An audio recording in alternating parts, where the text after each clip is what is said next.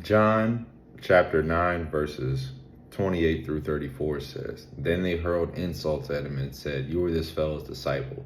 We are disciples of Moses. We know that God spoke to Moses, but as for this fellow, we don't even know where he comes from.' The man answered, 'Now that is remarkable. You don't know where he comes from, yet he opened my eyes. We know that God does not listen to sinners. He listens to the godly person who does his will.'"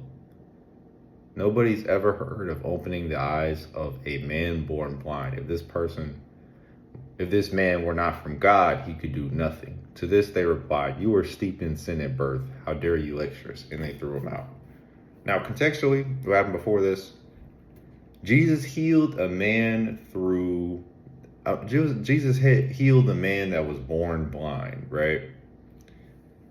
And basically, before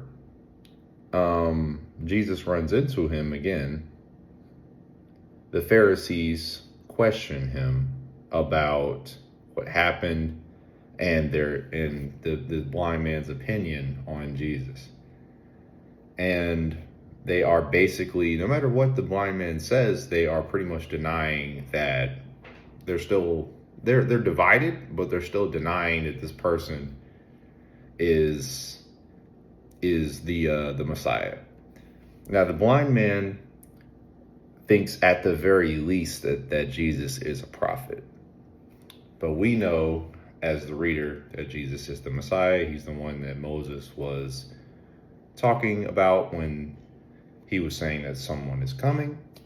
And it is so ironic because in the version of the Bible that I have, the Tyndale, it's like the Living Bible. It's like basically a paraphrased version of the Bible. They basically told him in verse 34, "How dare are you trying to teach us?"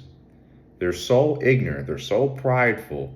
We can be so comfortable as people and think we know so much biblically that we can be prideful, just like these guys. These are the Pharisees, very high religious Jewish leaders. And they are saying in another translation, "Are you trying to teach us?" Like, who are you to even think that you could tell me anything, teach me anything about scripture? But in this, they say, "You were steeped in sin at birth. How dare you lecture us?" It's so ironic because before Jesus even healed this man, he says it was not his sin and it wasn't his parents' sin that resulted in him being blind at birth.